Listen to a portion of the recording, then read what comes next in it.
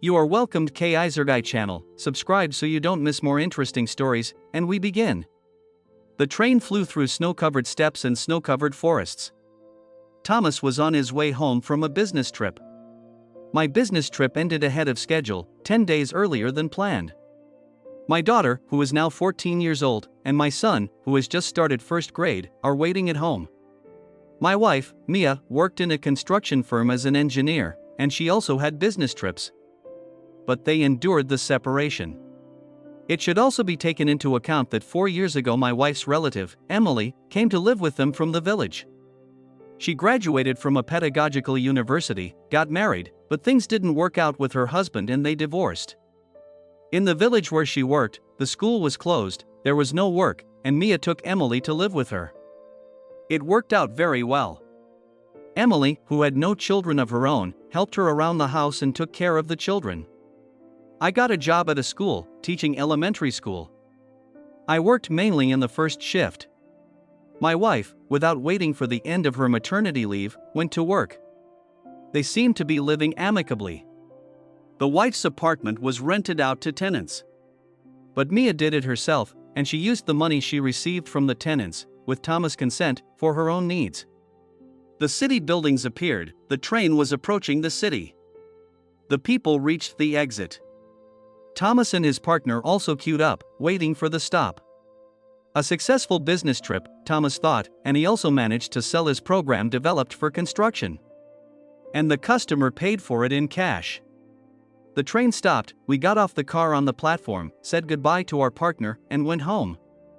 Only my daughter, Ella, was at home, and after greeting her, she said, "Emily gets her paycheck today, and she's going after school with Jacob to buy him new winter boots. His fingers can't fit into the old ones. So, why doesn't Mom buy them?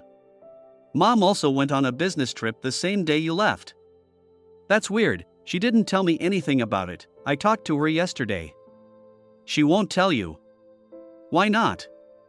"Dad, it's like living in the woods. Mom's been doing this for a long time." "Doing what?"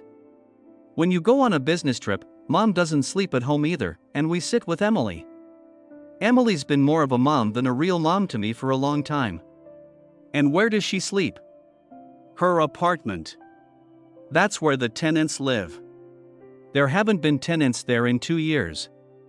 "Where does she get the money from renting the apartment?" "Emily pays her to rent the room." "I don't get it. How does she pay her?" "And she buys my kids shoes, too." "Who else knows about it?" "This one, my mom's friend, Maxim." "How do you know?" "So they came out of the driveway together today, got in his car, and drove off. I think to work." "Where did you come from?" "Mom's apartment." "I went to visit our girl since morning, on behalf of the class teacher, because she was sick and stayed at home, and her windows overlook the entrance, where my mom's apartment is. I was standing at the window in my friend's apartment when they came out of the entrance and got into the car. Maybe he was just picking her up." "Dad, the car was cold, it took a long time to start." "Then he warmed it up. And then they drove off. Maxim lives on the other side of town." "Do you know where?" "Listen, daughter, don't say anything to anyone, and don't bring up the subject." "I'll talk to Emily." "Dad, you do realize Mom's cheating on you, right? Go do your homework, I need to think." For Thomas, this discovery was a blow. He had noticed for a long time that Maxim and Mia had a very close relationship. He attributed all this to the fact that they had different firms, but the direction of work was the same. They rented offices in the same building. Only Maxim lived far from the center, in his wife's cottage, and his wife worked near her home, and was practically never in the center.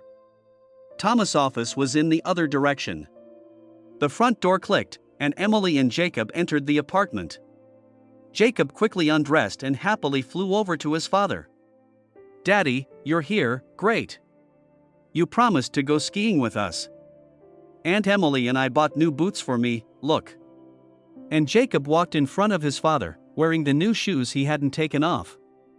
Emily came out of her room. She smiled at Thomas and said, "Welcome home. Have you eaten?"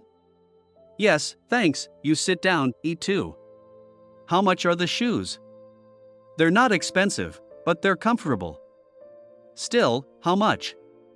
Emily voiced the price. Thomas took out the money and gave it to her. Then Thomas asked, Emily, how much does my wife charge you for living with us? I thought you knew. There's a lot I don't know. How much, and for how long? Emily thought for a moment, and voiced the amount. It turned out that she had been paying for her room for 2 years. Although in fact, she did all the housework that Mia was supposed to do. Thomas went into the bedroom. He sat down on the bed and thought. He tied up all the threads.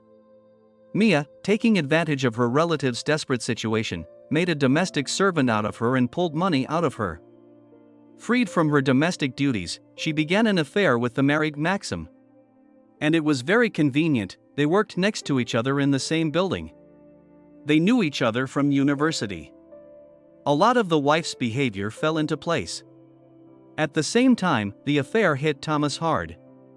He felt as if his heart had just been ripped out. And the more he thought about it, the more he felt lost and lonely. Jacob ran into the bedroom and asked, Dad, are we going skiing? Sure, son, but not today. Tomorrow is Friday. We're getting ready, and on Saturday we'll go to the big slide. Will we take Aunt Emily with us? We'll give her Mom's skis. Anyway, Mom's on a business trip until next Friday. It's a deal. Go and do your homework. After thinking, Thomas went to the kitchen. Emily was washing dishes. Thomas sat down at the table and asked, Emily, do you know that my wife is cheating on me? Not expecting such a direct question, Emily dropped the plate and it broke. Emily fussed. Oh, how embarrassing, I'll clean it up. Emily, don't dodge the question, leave that plate. I'll do it myself. Sit down, and we'll talk. Emily sighed, as if before jumping into the water, and sat down at the table. She raised her eyes to Thomas, and said, Yes, I knew, and for a long time. I told her I'd run out of that goodness.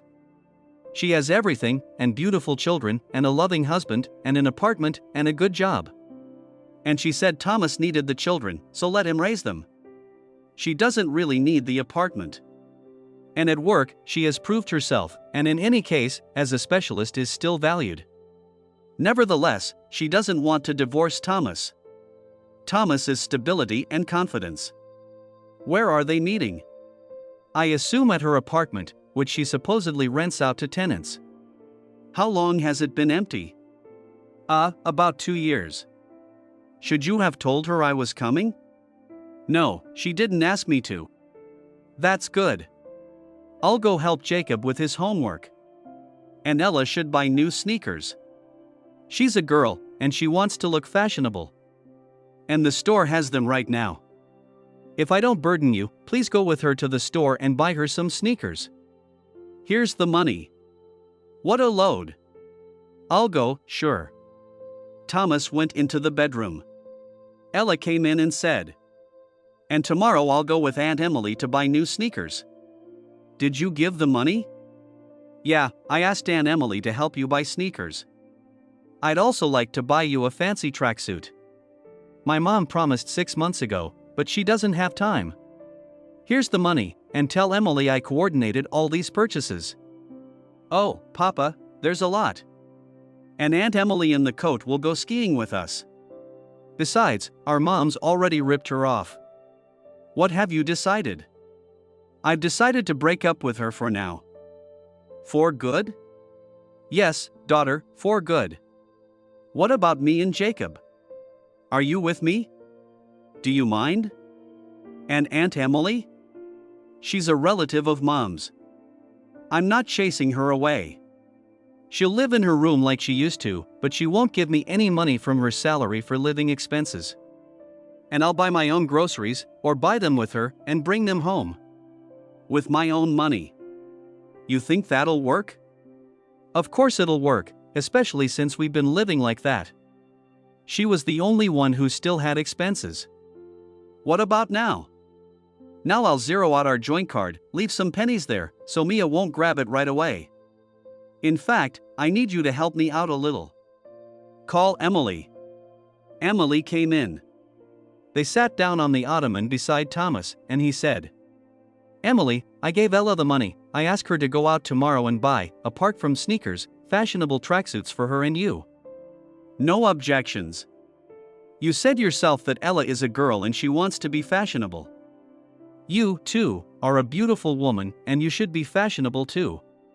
Besides, I'm inviting you to go skiing in the country with us on Saturday.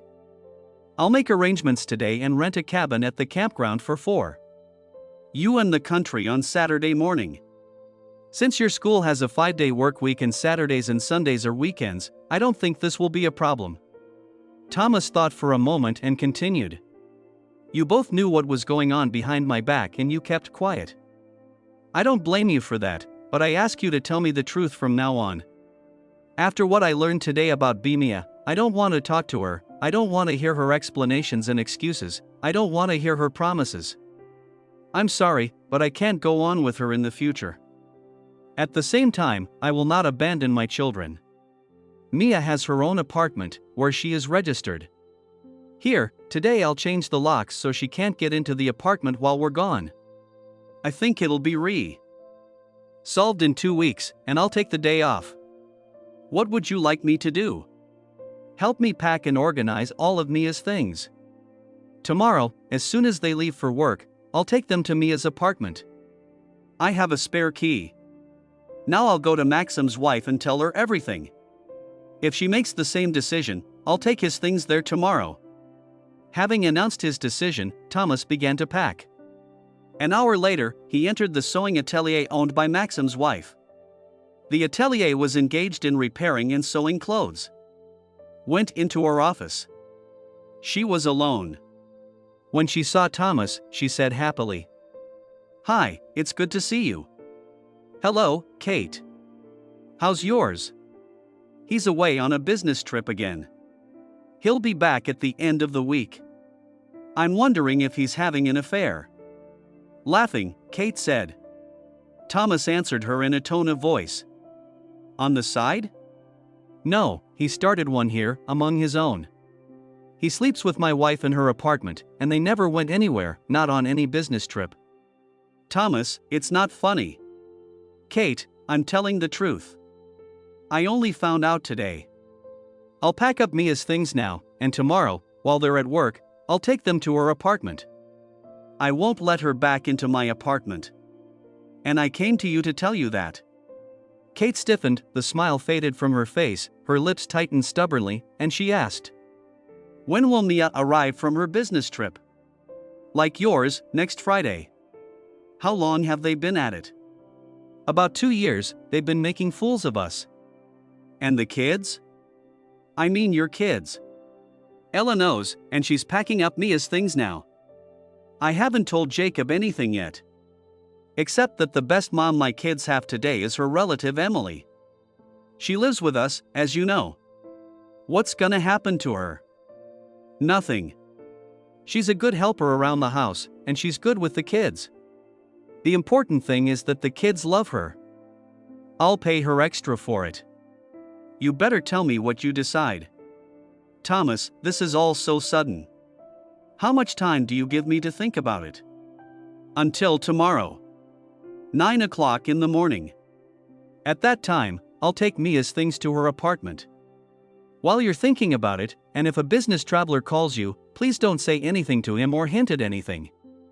And here's something else, I'm taking my family to a campground on Saturday to have some fun. If you want, take Isabella and come with us. I'll just book a 6-bedroom cabin. You know, I'll take the invitation to the campground right off the bat. Will you pick us up? Yeah, before dark, so we can be there at dawn. Alright, I'm outta here. Hold on. How long does it take to change the locks? About 15 minutes. It only changes the lock face. The locks in your cottage are the same as ours. Can I help you with that? Yes, if you can, help me. Thomas stopped by, bought locks, then together with Kate came to her cottage, and there he changed 4 locks, 2 in the house, 1 in the garage, and 1 on the gate. When he had finished the job, Kate said, What time to pack his things tomorrow? Let's do it by 8 o'clock. I'll just change the car. So we'll be comfortable on Saturday. I'm borrowing a buddy's 7-seater. I'll leave him my car. Although, with his broken leg, he can't go further than the toilet. Mia woke up before the alarm clock rang. Maxim was sleeping next to her. She had met him when she was still at the institute, but something had gone wrong then, and they had quarreled. Maxim met Kate and married her. No, she had no love for Maxim then, nor did she have it now, but the fact that he had chosen her over someone else after what they had hurt her deeply. It happened that when she got out of maternity leave, she met Maxim in the building their firm rented. At first they had just been chatting, but 2 years ago, when her husband was on a business trip and Emily was at home with the children, she had allowed him to invite her to visit. His wife went to visit her sick mother for a week, and Maxim was left alone. From that time on, they began to meet regularly. Neither Maxim nor she wanted to part with their soulmates. Maxim put it like this: "What we have is love, but if we live together, it will just be a dull married life." She agreed with him. These unspoken meetings tickled the nerves, although they took up a lot of time.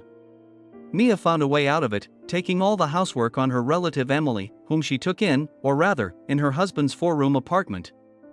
She rented out her apartment to tenants. But when she started dating Maxim, she evicted the tenants and used the apartment for private meetings. Sometimes she showed her husband money, but she got it from Emily, who paid her rent for the room she rented in Thomas' apartment. And now, after her husband left on a long business trip, they also arranged a business trip for themselves. 7 more days of pleasure remained, and on the following Friday, they were going home. Mia was already thinking of ending the affair, as there was a known risk, and Emily knew about it. She decided for herself to tell Maxim that this was a farewell. "We must get back to our families." She still loved her husband and children, just as Maxim loved his wife Kate and their daughter Isabella. And they didn't want to destroy anything. Looking at the clock, I decided it was time to get up. She had to take a shower to look fresh, make breakfast for Maxim, and put on makeup. In the evening after work, they planned to go to the theater. There was no risk here. Maxim's wife lived in another part of the city, and was hardly ever in the center. Saryaska was on a long business trip. Maxim went outside, started the car, warmed up the engine. After 15 minutes, Mia jumped out of the driveway, got into the car, and they left for work. At the same time, a Citroen Space Tourer pulled up in its place, from which Thomas and a friend got out. They opened the doors of the Minjak and carried the packages, cardboard boxes and bags, to Mia's apartment. There was a lot of stuff, and they had to make 5 trips. On top of the unloaded things, piled in a heap in the middle of the room, they put 2 inventories of property. Thomas walked to the bedroom, went to a large mirror, took a lipstick and wrote on the mirror goodbye. There's no going back. After that, he put the key on the dresser and left the apartment, slamming the door shut. He left and realized that he had just closed a page of his life, 15 years long. What awaited him next, he did not know. He only remembered that he had a daughter, and she had a rather difficult age, that he had a son who had just started school. And today he lived only for them. Last night Thomas had hardly slept at all, his nerves were strained to the limit, tears were rolling from his eyes. He was shattered and held himself back only because the children were sleeping in their rooms nearby. Thomas returned home, called Kate and said, "It's all right. I've moved my things. I'm blocking Mia's phone now, because I have nothing to talk to her about, and I don't want to." "Thank you, Thomas.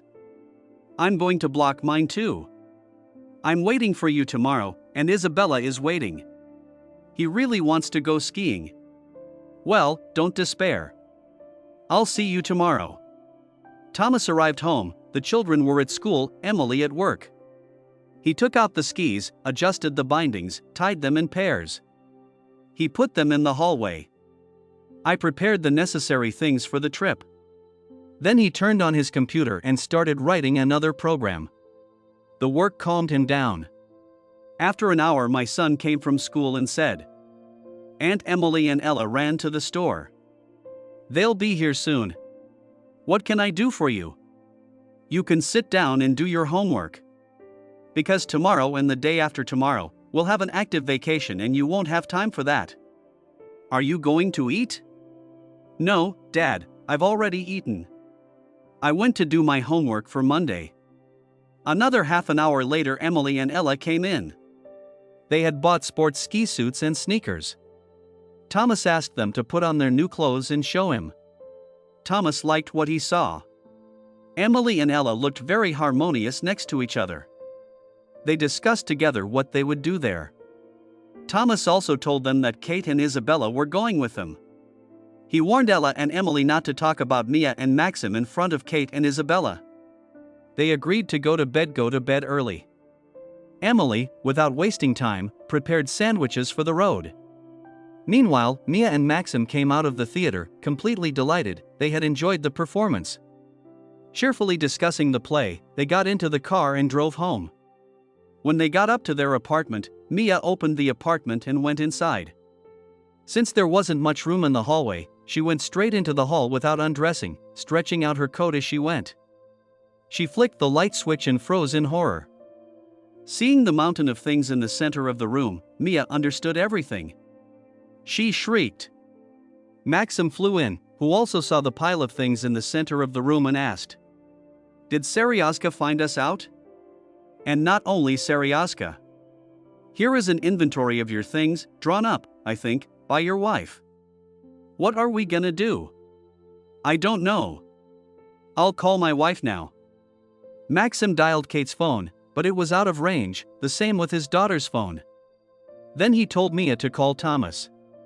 What am I going to tell him, that I live in an apartment with a lover? He probably knows that himself. Emily won't move my stuff, and neither will yours. Call Emily. Mia dialed Emily's number, but she was also out of range. She dialed Thomas' phone, but he was also unavailable. She went into the bedroom, turned on the light. On the mirror, Thomas' hand had written in red lipstick, "Goodbye. There's no turning back." And there was a spare set of keys to this apartment. Emily sank into the armchair and burst into tears. Maxim entered the room and said, "Let's go and have a snack, and then we'll decide what to do." Mia undressed, threw her coat in the hall and went into the kitchen, followed by Maxim. He took a bottle of cognac and a bottle of dry wine out of the refrigerator and put it on the table. Mia set down 2 cognac glasses and said, "I'll drink cognac today, too. I'll go home tomorrow morning and apologize. He's a wimp, and he'll regret what he did today. I don't know how things will work out for you. Kate's going to go nuts for a week and come crawling back like a sweetheart. It's a shame she found out. I think we should stop seeing each other." Notice I didn't say that. You're right, though. We should have broken up sooner. I think it was these days that some kind of leak happened. Maybe a little earlier. Thomas planned to come home next week. And he always did. Obviously, he misled me, or for some reason he arrived early. Or someone called him. Does it matter? Of course it matters. I think the important thing is that we got caught and how we're gonna get out of it. Let's plan for tomorrow. Let's do that. In the morning, you drop me off at my house and I go into the apartment. You wait outside. If you need me, I'll call you. Here's our theory. I couldn't find a tenant, so you went to look at the apartment. We came over, and somehow we ended up sleeping together. Then Thomas went on a business trip, and we decided to live together for a while, because we were not satisfied with everything in our marriages. We lived, realized that it was a mistake, and wanted to go back so that never again to arrange such experiments. Question: if you call me, will yours not put up a fight? No, he's a slacker, but he's a tough guy. I have a question, too. Will you need me to go out with Kate? I don't think so. I'll be fine on my own. Also, we should send an email to Thomas' email account. He would read it anyway. Having made up her mind, Mia typed the text on the tablet. Thomas. It's not what you think. I love only you and our children. The affair with Maxim was a mistake. I'm sorry, I did an ugly thing to you and our children, and I repent for what happened. We need to meet and talk. Tomorrow at 9 o'clock, I'll come home to you. We broke up with Maxim.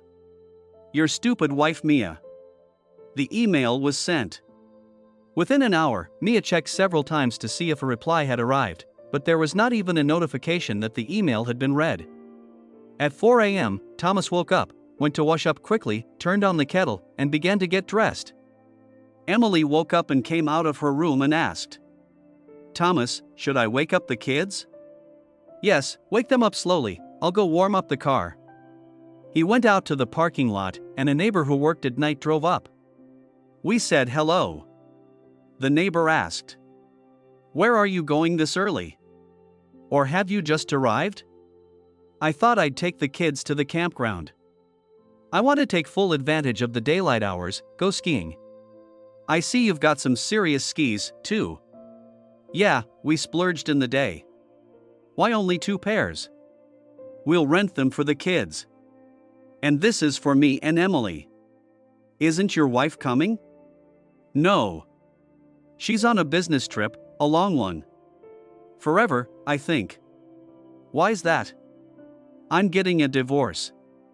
"I see. But you know better." Although Emily is younger, prettier, and not so shabby. "I haven't thought about it yet. Emily's just helping me with the kids." "You shouldn't. Think about it. It's a shame to lose such a beauty. And I see you got a new car." "I borrowed this car from my buddy." "I got mine right here." "My buddy didn't take it. Said he didn't need it, his leg was broken." "Okay, good luck. I'm going to bed."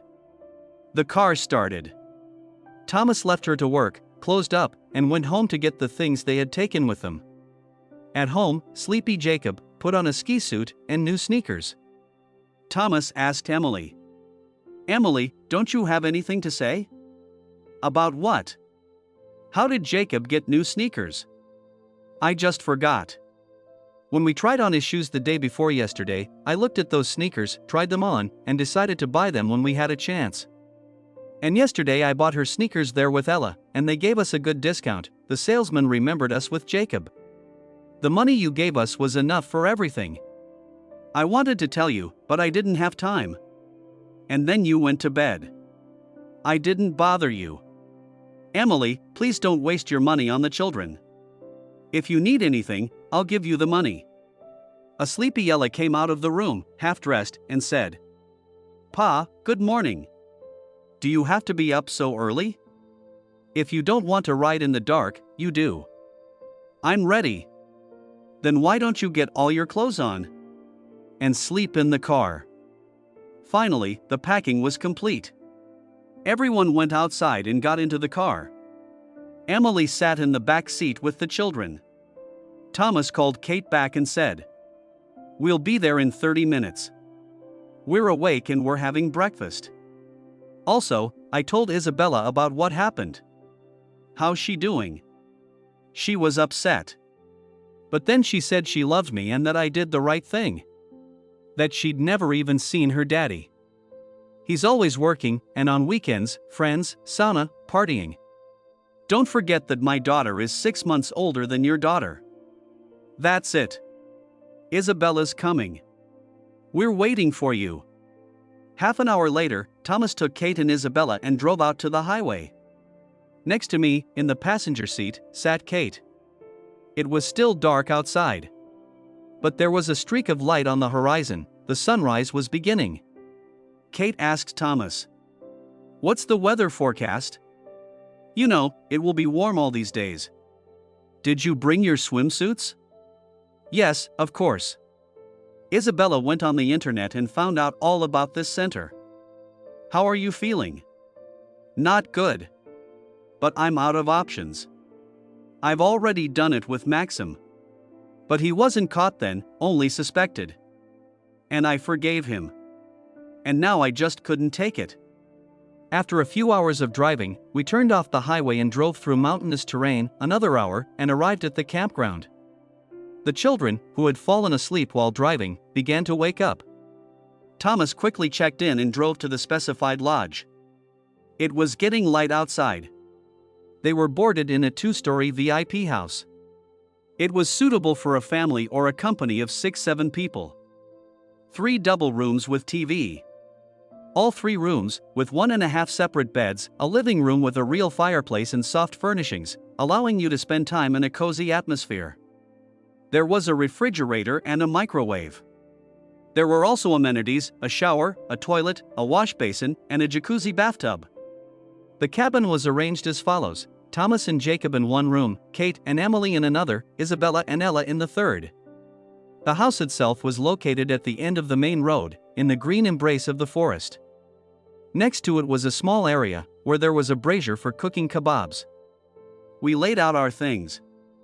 Emily quickly set the table in the living room, Kate added her own food that she had brought with her, and they sat down to breakfast. Then they decided it was time to go skiing. We went to the ski equipment rental shop and picked up skis and boots for Kate, Isabella, Ella, and Jacob. While they were changing, Isabella took her skis, stepped aside and decided to grease them with ski ointment. Thomas was helping with Jacob's skis, Ella was doing her own skis, and Emily and Kate were doing theirs. Suddenly Isabella's angry voice sounded. "Leave me alone. Why are you bothering?" Thomas immediately approached Isabella, near whom a man of his age was standing. "What happened?" "Yes, he's bothering me," Isabella said. Kate came running over and, ready to hit him, attacked the man with words. "What do you want from my girl?" The man, a head taller than Kate, stared at her, laughed, and replied. "Your daughter smeared ointment on one ski, then mixed it up, took my ski, and smeared it. She has 2 different skis right now, and it's not a given that she and I will be able to ski. We have different sizes and ski lengths, too." Isabella looked, and indeed, she had skis of different colors and lengths in her hands. She laughed and said, "I'm sorry, please, it was an accident." Kate and Thomas laughed, too. A man introduced himself. "My name is Jack. And I have to ask the young lady to give me her ski ointment to lubricate my other ski. Otherwise, they'll slip differently." Excuse me." "Sure, go ahead." Jack took the ointment, greased the second ski, and gave it to Isabella. She ran with Kate to the exit. Jack greased his second ski, gave the ointment to Thomas, and said, "You have a good wife and daughter. My wife was ready to kill me, just like a kite. That's not my wife, and that's not my daughter. My daughter and son, over there, accompanied by Emily. And this is Kate. She's divorcing her husband, so she's basically a free woman. I'm divorcing my wife. And you've decided to live together?" No, not at all. It's just that my wife and her husband are lovers. We caught them. We were friends." "And Emily?" "She's a relative who helps me with my kids. And Kate, she lives with her daughter, Isabella." "And who are you?" "Me? A surgeon. I've recently returned from abroad, worked with the Red Cross doctors. Single. Was married. But the wife who was with me in Africa died of some obscure disease 3 years ago, and there was nothing we could do, seeing that she was dying. That's when I decided my mission in Africa was over, came here, and worked at the city hospital. Listen, let's go to the ski elevator, or everyone will go upstairs." Thomas and Jack left the rental shop and caught up with their friends at the elevator. Mia opened her eyes. Maxim was not there. He had slept in the hall that night. She came out of the bedroom and saw that Maxim was already sitting in the kitchen, drinking coffee. It looked like he hadn't slept all night. When he saw that Mia was awake, he said hello. "Good morning. There's no telling how good it is. I'm gonna take a shower. Make me a coffee." "What's there to make coffee for? Pour a spoonful of coffee into boiling water and it's ready, it's instant." After getting out of the shower, Mia sat down at the table in the kitchen.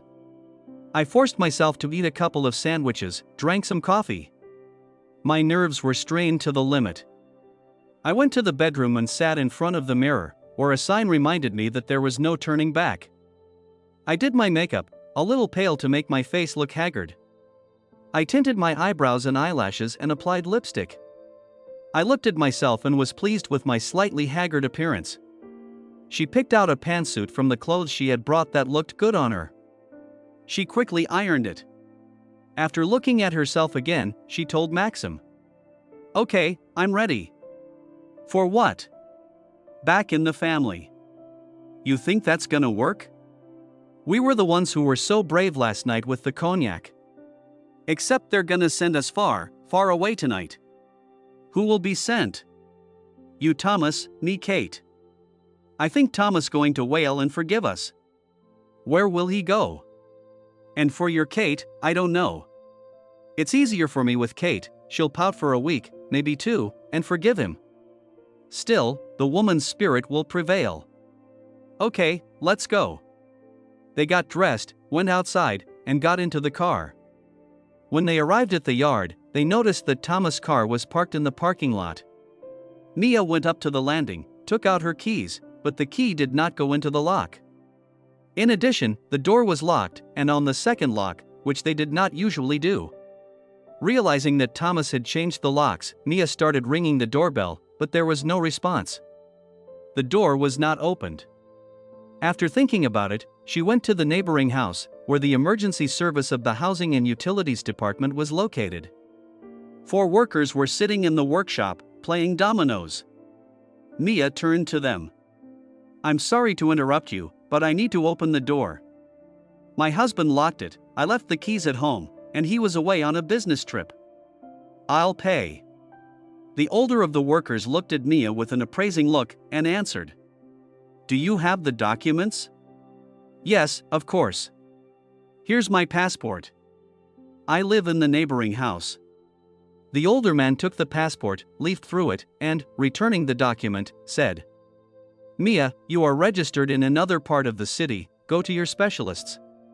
"But I told you I live next door to my husband." "I understand. Only for an autopsy like this, you have to invite the police." "And how to do that?" "There's a police officer in our building. I'll call him back." The senior dialed a number, explained something, and put Mia on the phone. The policeman listened to Mia's confused explanations and, not understanding anything, said that he would be there in 15 minutes. In the meantime, Mia dialed Maxim, to whom she said, "Don't wait up for me. Looks like they're closed and won't open. Go to your Kate." "I'm not waiting." "I'm on my way, I'll be at her place in 10 minutes. The policeman came up and checked Mia's documents. He said he would talk to the neighbors just in case. In one of the apartments, the door was opened by a sleepy man wrapped in a bathrobe. When he found out what the problem was, he said, Thomas with the children and Emily left for the skiing camp, very early, it was still dark. In a car he borrowed from a friend. He said he was divorcing his wife. The policeman contacted the campground through the police officer on duty, and they confirmed that Thomas was on the slide with his children. He went down to the landing and turned to Mia. "Why didn't you say you were getting a divorce?" "And who is Emily?" "I'm not getting a divorce." "And Emily, that's my relative." "An adult?" "Yes, of course. She's a teacher at the school. You see, it's a family relationship, and it doesn't concern us. We won't open the door because there's no one in the apartment." "So where do I go?" "To the place where you're registered. Husband will be back Sunday afternoon, come and talk to him. Goodbye." The policeman has gone. And that's when Maxim called. "Hi. You know, Kate changed all the locks in the house, both on the garage and on the gate. And she's not home, and neither is her daughter. Where could she be? Plus, she cleared all my cards. Except for one she didn't know about. I think she's in the same place as Thomas and the kids. Maybe they decided to live together. I'll tear her legs off. But when you go out, it's okay. I'm a man." "Oh, come on, man. What do you want?" "I ain't got no place to stay. Will you let me stay with you?" Just for 2 days. And then? I have to show Thomas that I'd broken up with you. That I only love him. So, what, I'm out on the street?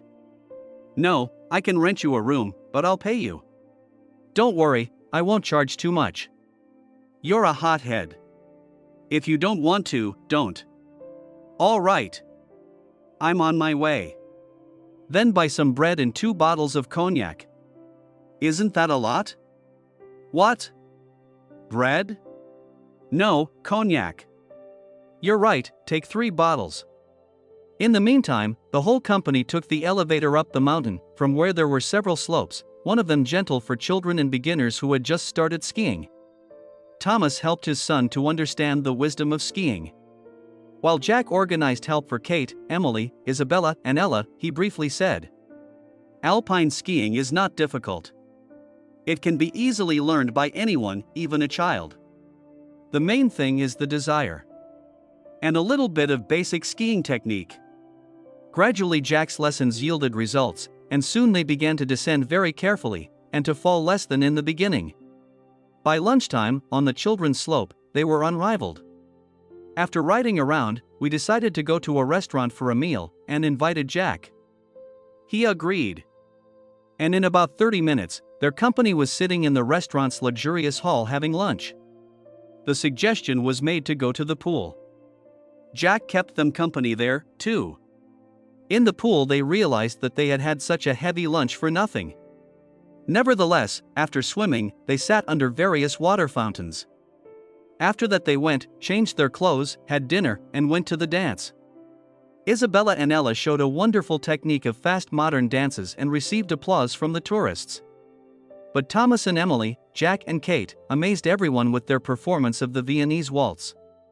The waltz was performed by them at a fast pace and rapidly. The beauty of the Viennese waltz performed by them lurked in the changing tempo and in the constantly alternating left and right turns. No other couples even tried to enter the platform, everyone admired the beautiful performance. When the dance was over, there was applause. A blushing Kate was holding Jack's hand, and for the first time in days she smiled embarrassedly. Thomas was standing next to her, hugging Emily. Since there was a prize for the best performance of the dance, and both couples were recognized as the best, they were given 2 bottles of champagne.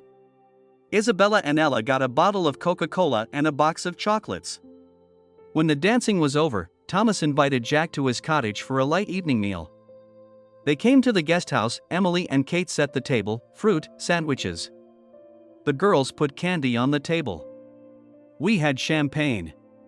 The children drank cola, ate candy. Then, quite tired, they went to bed. The adults were left alone, but it was already late. Jack apologized, said that it was time for everyone to rest, thanked everyone, and especially Kate, for a wonderful evening. We agreed to meet tomorrow at the slide. Emily and Kate started to clear the table. Thomas offered to help them, but they sent him to rest. When he left, Emily asked, "What do you think of Jack?" "You know, a very handsome and cultured man. No fuss, no ponytails, no grooming, and very tactful. He must be very erudite." "I agree with you, and he seems to have a crush on you." "You think so?" "I noticed right away when you were scolding him that he was hitting on your daughter. He wasn't angry at you, he was admiring you." "Your anger." "Thank you. I still have to get through my divorce with Maxim." "Yes, it will be difficult." "Can't you forgive him?" "No, no way. He's done this before." "But there was no proof." "With Mia?" "No, there was someone else." "I forgave him then because there was no confirmation." "You should have." "He'll live with Mia." "That's problematic, too." "I wrote a letter to his mom, who sent it by email and gave me his address." "I think his mom will be here tomorrow." "Tell me, why did you get divorced?" "I was young and stupid. And he wooed me so nicely, I couldn't resist. I got married. And he started drinking, taking everything from home and drinking it all away. He was kicked out of work several times for drinking. I, a teacher, was the intelligentsia of the village, and he, an alcoholic, and there was nothing I could do. They got divorced. After the divorce, he moved to his mother's house in a neighboring village. My mother also liked to drink. Once, during harvesting, he fell asleep drunk in the field and a combine harvester passed over him. I found out about it when he was buried, and then his mother died. That's when the school was closed. Mia invited me to her place. I thought it was a kinship, but she just wanted a free servant. So what now? You're gonna leave Thomas? I can't leave. I've grown attached to him and to his children. If he kicks me out, then I'll leave. So you love him? Yes, I do. And the way he reacted to cheating on Mia, I was amazed. Why does she hate him so much? I mean, she had everything. I don't know, maybe he'll forgive her. After all, 15 years together. No light. He'll never forgive her, that's for sure. And I think you're destined to live with him. What about you? I don't know about me. The scars on my heart are fresh, still healing. It doesn't happen overnight. But I was kind of internally prepared for this. When Thomas told me everything, my heart sank. And then it didn't matter. I live for Isabella now. This is wrong. You're a beautiful, self-sufficient woman. You need to think about yourself. Look, let's take a look at the hospital website. What about it? Let's see what they say about Jack. Emily went to Ella's room, took the tablet from her, and returned to the living room. They opened the website of the city hospital and saw in the section Doctor of the Year a picture of Jack, surrounded by young nurses. Emily said, "Look at the competition you are expected to face. Emily, don't think about it. Let's go to bed." The next morning, Mia woke up slowly. My head exploded with a ringing sound. I opened my eyes and tried to understand what it was ringing in my ears. Yesterday with Maxim, they had a nice sit-down, and they managed with a bottle of cognac, 0.7 liters. While they were drinking, they argued and almost fought. Neither of them wanted to give in to the other. And the dispute arose from the question of who was to blame. Drunken swearing, mutual accusations, insults, this issue was not resolved. In the future, we came to the second, eternal Russian question, what to do? And again, the parties did not come to a common agreement, because this question was suppressed with the first one. In the end, very drunk, since Mia had dosed the snacks on a dosage basis, on the principle that what you brought, you eat. Maxim collapsed on the sofa in the hall, and she reached the bedroom, where she fell asleep without undressing. And then there was this ringing. Then she realized it was the doorbell. It could only be Thomas or Maxim's wife, Kate.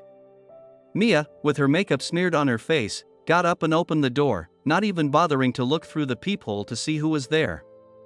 On the doorstep stood a pretty woman in her late teens, with a cane she was leaning on. She asked, "Is Maxim here?" "Yes, he's still asleep." Without another word, the woman pushed Mia aside and went into the apartment. She went into the hall and saw the mess and Maxim sleeping across the sofa, who had apparently fallen asleep while undressing. She smacked Maxim on the back with her cane. The man howled.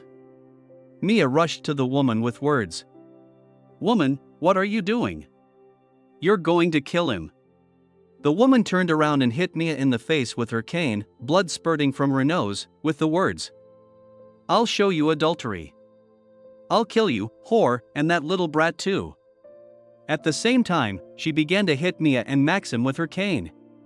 Maxim woke up, not realizing what was happening, jumped to his feet, blocking the woman's hands, and finally, opening his eyes, wailed, "Mom, I'm sorry. It just happened. Your daddy was a womanizer, but I never caught him once in his whole life.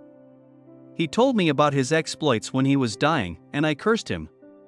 I'll beat the crap out of you, and out of your doormat too." Mia grabbed a rag, pressed it to her nose, trying to stop the blood, and disappeared into the bathroom. The woman continued, "Kate, a saintly woman. If it hadn't been for her, you would never have completed your education. She found you a job, gave you a home, and gave you a beautiful daughter. You ungrateful pig. Then she switched to Mia.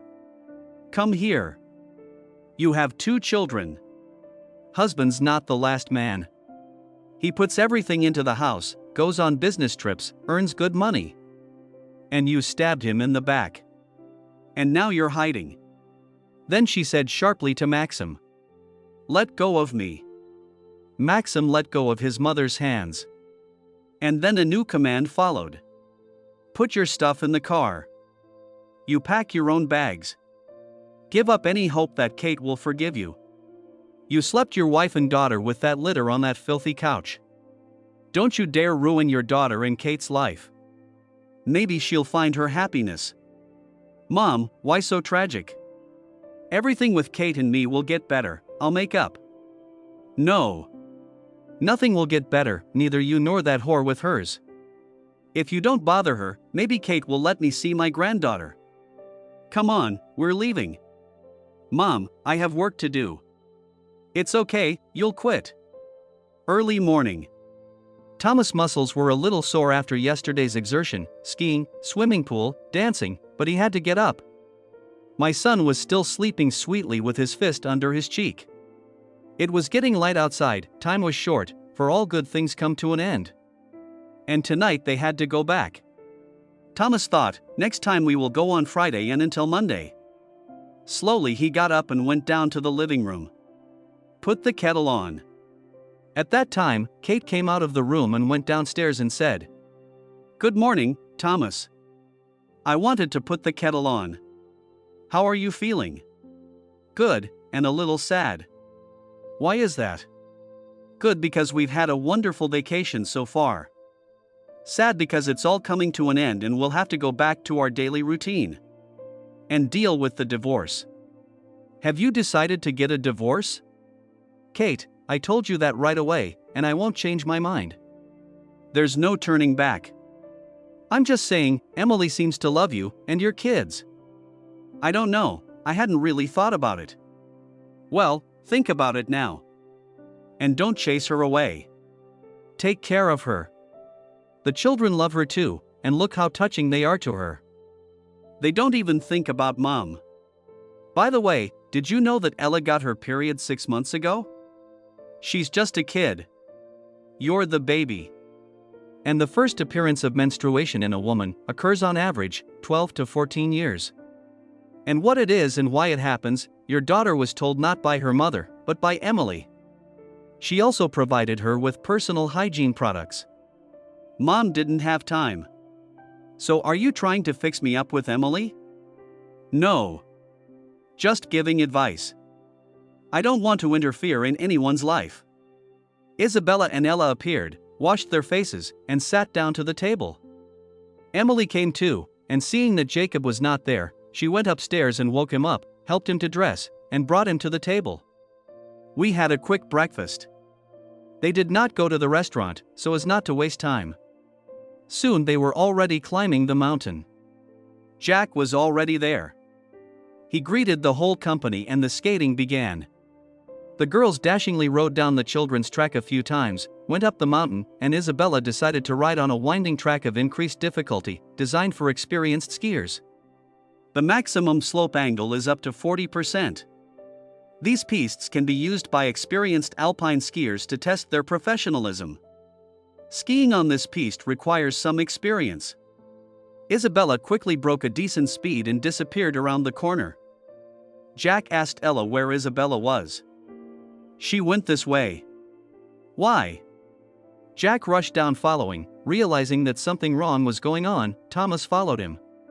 My senses were not deceived. Around the second corner, in the middle of the track, Isabella in the red suit was lying in the snow, and Jack was already slowing down beside her.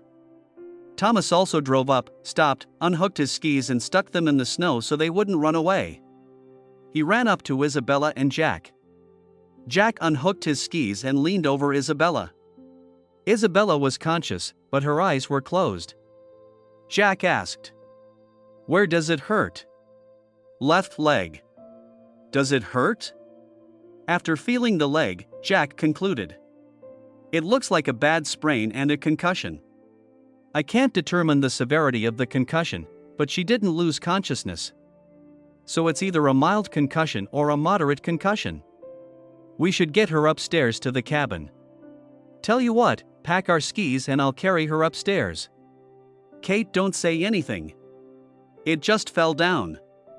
And turning to Isabella, he said, Okay, my girl, put your arms around my neck. We have to climb 200 meters. Like a headache. A little dizzy. Be patient. From a month on, you will be bothered by certain symptoms. Jack, with Kate in his arms, slowly walked uphill. Thomas gathered his skis and ski poles and followed. Since he had a smaller load, he gradually caught up with Jack and Isabella. When they were on the same level, he suggested, Jack, let me carry Isabella for a while. Saryoga, thank you. But I'm still in shape. In Africa, I remember pulling a chief up a mountain. Heat, mosquitoes, and machine gun fire. That's when it was fun. Did you save the chief? Yeah, I'm still in touch with him, via the internet. Do you know any African languages? No. I understand some of it, of course. But other than that, I don't know. How do you communicate with the chief? Ours. He graduated from our university. He still misses girls. Then you should have come to us. He can't. He's got 4 wives. When he was wounded, he wooed, shall we say, a 5th. But he was misunderstood. The wounds were severe, I did the best I could. And then I had to take part in his evacuation. The other side had machine guns. And they used them very skillfully. So the matchmaking didn't work out? Why not? It worked out, but I changed my mind about getting married. It's complicated. At that time, the workers of the campground arrived on snowmobiles. They put Isabella on the sled and took her to the medical center. After about 10 minutes, Thomas and Jack arrived there. Jack immediately took care of Isabella. After a careful examination, he came out to Thomas and said that everything was fine. But, as a matter of principle, I'll take her to my hospital now. I went to start the car. So maybe Kate will go with you. You don't worry, and don't bother her. I'll do the X-rays. I'll watch the girl and bring her back to her house tonight, if that's okay with you. No, I don't mind. Good luck. Thomas turned in his rental skis and went back to the hill. There he was met by Kate, who asked, Where have you all gone? Isabella twisted her leg. Jack took her to his hospital to have it X-rayed. We'll go home after lunch, as planned. Thomas, don't lie to me. What about Isabella? Kate, I told you. Jack, just to calm down, decided to take an X-ray. That there are no cracks or fractures. He's bringing Isabella to your house tonight. I'm still a little uneasy. Can I call Jack? Absolutely. Here's his business card, and there's a phone number on it. Except he's driving right now. Call me in an hour. By the way, where are mine riding? Thomas said all this lightly and carefree, reassuring Kate. But a mother's heart was not easy to deceive. She immediately activated her phone and called Jack. He answered right away. Confirming what Thomas had said, he said, Katusha, don't worry. Isabella is fine. You can talk to her. Hello, Mom, I'm fine, but Uncle Lucas says that just in case, we should have my leg examined at the hospital, X-rayed. It's gonna be sore for a while. Daughter. What are you doing on this track? It's for people who've been riding for a while. Mom, I wouldn't have fallen. It's just a forest crossed my path, and I swerved to avoid hitting it, and I couldn't hold on. Okay, I'll see you tonight. When the phone was disconnected, Kate entered the number into the phone book. At that time, in the city, in her apartment, Mia was sitting in the kitchen, a bottle of cognac and an empty cognac glass in front of her. There was an appetizer on the table and a portable mirror. Mia looked in the mirror with horror, realizing that the bruises that Maxim's mother had put on her could not be covered with anything. She wouldn't be able to leave the house for a week. You should have screwed up so badly. Why did Kate give that witch her address? Well, she threw the man out, and that's it. But no, she got her all the way to the bottom. It's a good thing she doesn't have any relatives like that. How could Thomas show his face like that? Her eye was swollen, and there was a large bruise under her eye. Her elbows were also covered with abrasions and bruises from trying to cover herself with her hands. She couldn't go to work looking like that either. And Maxim didn't look any better. One of the strokes of the cane had split his eyebrow. But even that didn't stop the angry mother, who commanded Maxim in an orderly tone. Put the stuff in the car. And I don't want to see you anywhere near that idiot. Mom, what if I'm in love with Mia? Love? What kind of love does she have if she's got a live husband, 2 kids, and a house full of money? She's just as likely to go from you to the other bunks. A couple more minutes of bickering, and Maxim obediently gathered his things, loaded them into the car, and they drove away. Maxim was sullenly silent. He hadn't felt such shame in a long time, but he was afraid to contradict his mother. His mother picked up the phone and dialed Kate's number. Kate, who had just finished talking to Jack and her daughter, decided to answer. Good afternoon, Charlotte. Hello, daughter. I'm sorry about my short-sightedness. I'm taking him home to live near me. I don't know what he's like. His daddy was out. Well, he'll be late after work, but to go away for 2 weeks like this, to his cunts. It's not the first time. He had a fling with one of them a long time ago, too. I felt sorry for him then, and I see for nothing. He's been dating this one for 2 years. I won't take him back, under no circumstances, with no apologies. Isabella wouldn't understand me either.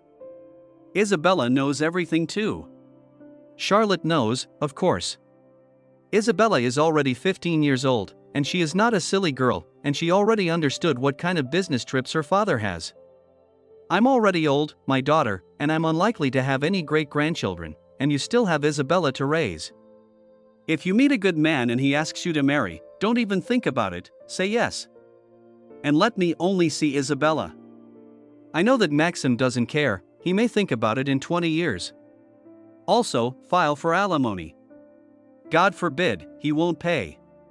And with the divorce, it's up to you. Besides, remember, if I die, Isabella is included in the will. I have something to leave her inheritance, and valuables in the bank for safekeeping, and money. Charlotte, come on. Live long and be healthy. Kate, how can you be healthy? You've brought up such a womanizer. Forgive us, Kate. Can I talk to Isabella? Because I called her, but her phone was disconnected. We went to a camping site. She left her phone at the cabin, and before you called, she took the highway down. I can't take that route. I'll tell her, she'll call you back tonight. Thank you, daughter. Charlotte disconnected the phone and said to her son, What kind of woman did you lose? You won't find another like her. And remember, child support for Isabella is sacred. A girl shouldn't need anything. So we have to get a job now. Don't worry, when we get there, I'll find you a job. If you don't want to work with your brains, you'll be a janitor. Son. Why are you being so careless? You're old enough, asshole. But I won't let you spoil my granddaughter's life. Mia expected everything from Maxim. From the way he talked, he was an eagle. And after his mom's visit, it became clear that he was nothing. At that time the phone rang, it was Maxim. Mia replied without enthusiasm. I'm listening. Mia, honey, I'm sorry about my mom. Did she ask you to apologize? No, she stopped at a gas station for an apology. If you want, I'll talk to her now, and I'll come to you.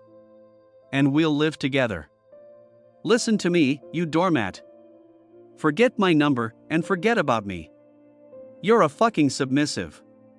Mia hung up the phone, poured cognac into a glass, drank it in a gulp. She realized that she had lost everything in her life. She realized that she didn't love her husband or her children, much less Maxim. It was just the way she liked it, and that's what she did. And her claim that she loved her husband was nothing more than self-delusion. But he had been reliable, and now there was nothing in her life. After lunch, Thomas checked out the guest house, put Kate, Emily, Ella, and Jacob in the warm car, and they drove home. In town, passing the hospital, they called Jack, who answered. Isabella fell asleep. Foot's fine, moderate ankle sprain. The ankle is swollen and bruised. So walking will be painful and difficult. Healing, a few days to a few weeks. I'll bring her back tonight. Thomas gave Kate a ride home and asked, "Need any help?" "No, Thomas, thank you for a wonderful vacation. I'll wait for Isabella. As for my husband, his mom took him to her place, and he's not likely to come here." "And who is his mother?" Charlotte, who was a gymnast in her youth, was from the intelligentsia, worked in a library and in a military unit. Her husband was the commander of the unit, but she commanded the unit. She was more feared there than her husband, the commander. "I was a civilian specialist in Afghanistan. Women volunteers, nurses, cooks, secretaries, served there on an equal footing with soldiers. But today their participation in the Afghan campaign has been practically forgotten, and they have no Afghan benefits that Afghan men have. And she was wounded there, and after that she was always walking around the unit with a cane. The soldiers called the cane the library's bats hit punching bag. She could take a beating with it that any karate kid would envy." They returned home. Emily went to the kitchen to cook dinner, Jacob went to do the lessons he hadn't finished, and Ella sat down to help him. Thomas turned on the computer, typed Jack's last name and started an internet search. About 15 minutes later, after browsing a number of sites, he called out, "Emily, come to my place." Emily came in, and Thomas pointed to the chair next to him. On the screen were pictures of Jack in Africa, and an article about our doctors. Among the pictures, there was a photo of Jack and his wife. Looking at her, Thomas asked Emily, "Don't you notice anything?" Looking closer, she odd, there was a woman in the photo who looked perfectly like Kate. Emily said. So that's why he'd looked at her like that when they first met. Maybe Kate had a twin sister. Then she would have known about it. Thomas dialed Kate and asked, "How's Jack, hasn't he arrived?" "No, but I'm expecting them soon." "Are you jealous?" "No, Kate, we're friends, and my jealousy would be misplaced." "I'm calling because I found a picture of Jack and his wife in Africa on the internet." So she looks a lot like you. I'll send you a picture on Viber." Mia stood in the lighted parking lot in front of the house and looked at the windows of the apartment, where she could no longer enter on the rights of the landlady. A hood was pulled over her head, covering most of her face. The windows of the apartment were lit, everyone was home except her. And Mia knew she wasn't welcome there. No one is waiting, no daughter, no husband, no son. Only a relative, Emily. She is probably waiting and realizes that a man like Thomas is just a gift for her. And grown-up kids, and a place to live, and a decent salary. And he's a real man himself, not like that wimp Maxim. How I didn't recognize this lowlife. A man passed by, Mia recognized him, it was a senior housing and utilities worker whom she asked to open the door. The man, slightly drunk, also recognized Mia, stopped and asked, "Good evening. Were you out for a walk? Is your husband back?" "Good evening. No, I'm not out for a walk, I'm just looking at the life I've lost." "What's that on your face? Husband?" "No, it's the lover's mother. Ex. She's serious about you. Are you going home?" "I'll go home, but only to my place, I'm not welcome here anymore." "And like that. I can see you're upset. If you'd like to come to my house. I live alone, 2 rooms.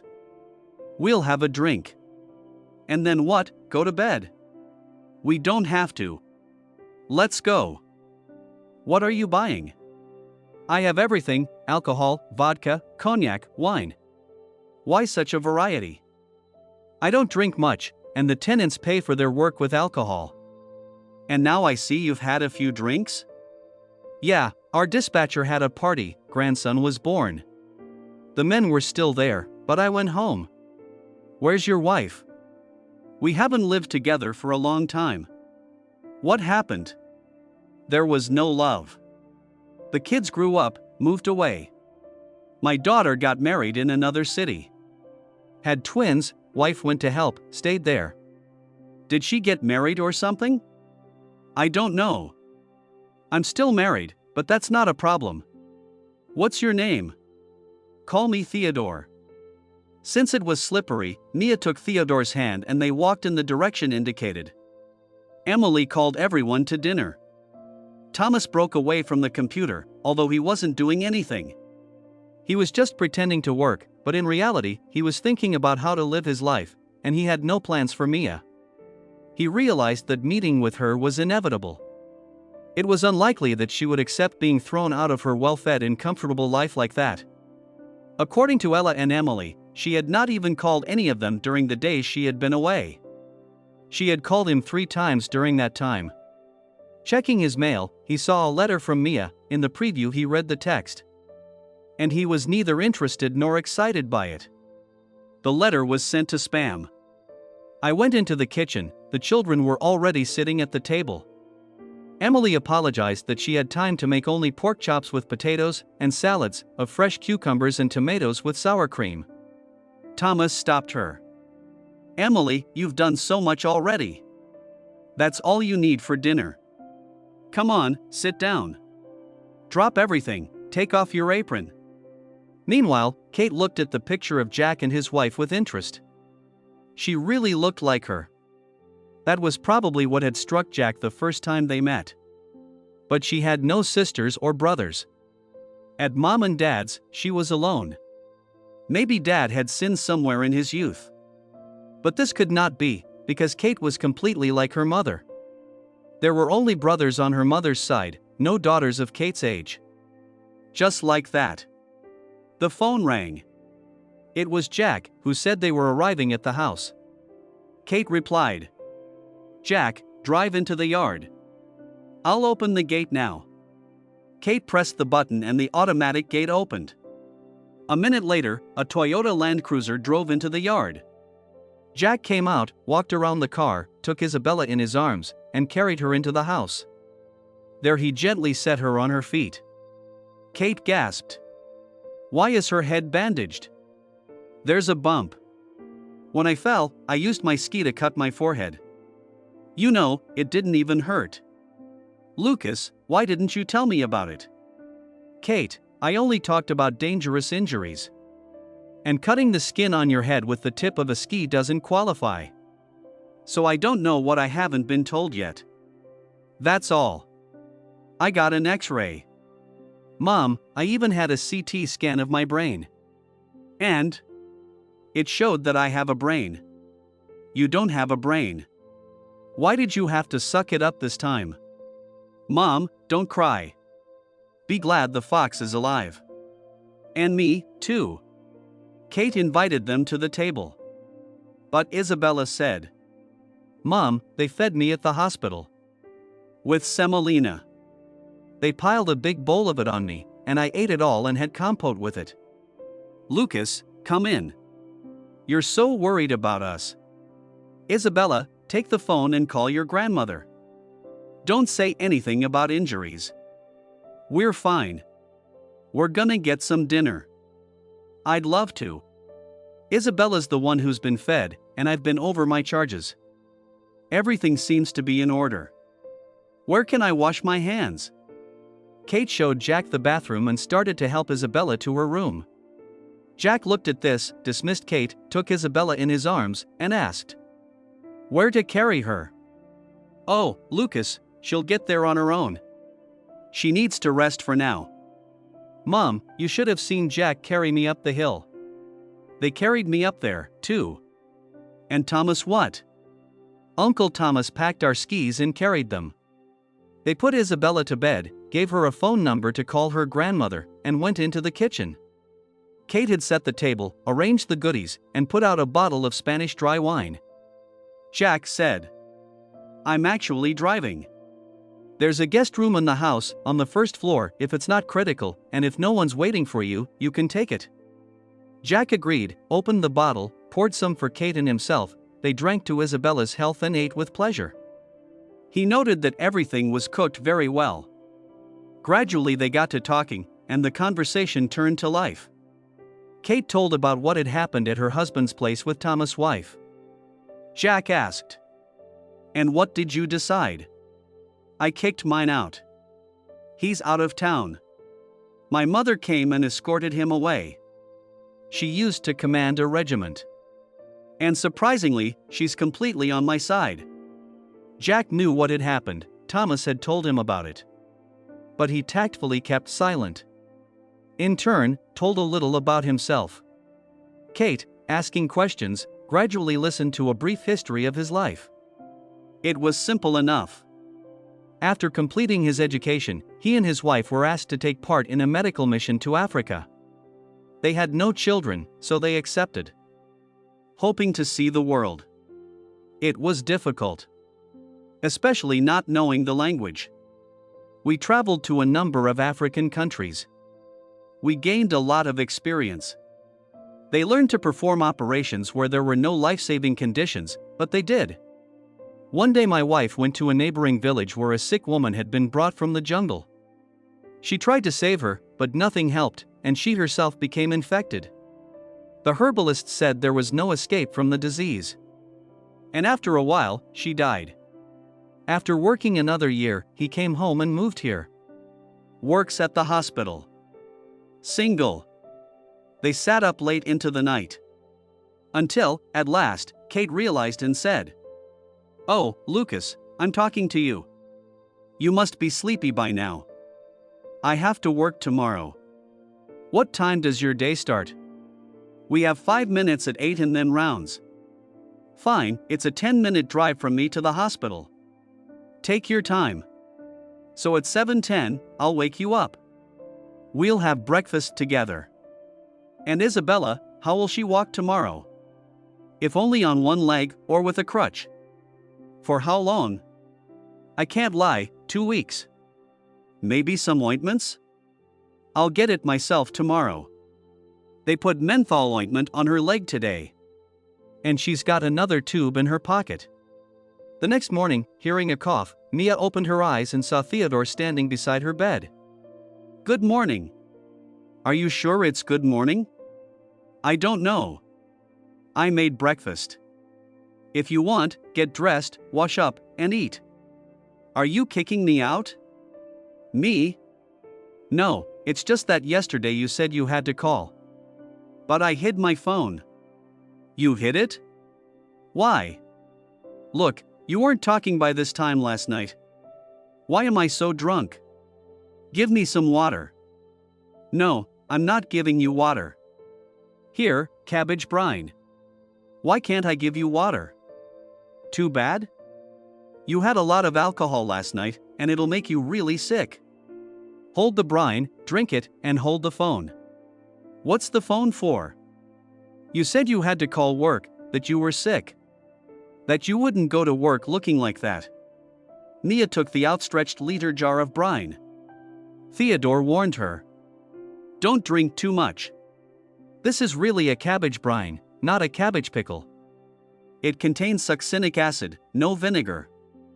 And you shouldn't drink too much of it, so you don't overload your heart." "I'm thirsty." "That's exactly what'll save you from a hangover before you drink water. Tell me, did we have something?" "God be with you. It's not like I'm some kind of maniac who goes after women." "Thank you." "You're welcome. I'm just saying, you were crying when we got here last night about losing your man and your good life. You were telling me all about how good your life was. And then you got carried away. She said you wouldn't let them live. I understand, but what's on a drunk's tongue is on a sober man's mind. Tell me, do you want to do it? Will you help me?" "No. I don't do divorces and vaulting other people's families. It's a thankless task. So I should just drop everything and let them be happy?" "Who are they?" "My husband and Emily." I'll say this, you've lost your husband, obviously. And it's not him you should think about, it's the children. Besides, you have no pity for your lover's wife. And you broke up a family. You drove your husband and your father out of the family, and you drove him out yourself. And you're just now remembering your children. I didn't kick the lover out. But he didn't want to leave his wife either. Look, I'm confused. That's what I'm saying, you're a mess. What am I supposed to do? I don't know. But right now, call work and ask for time off. And then, if you want to sit here and think about what to do. If you don't want to sit here, go home and figure out how to live your life.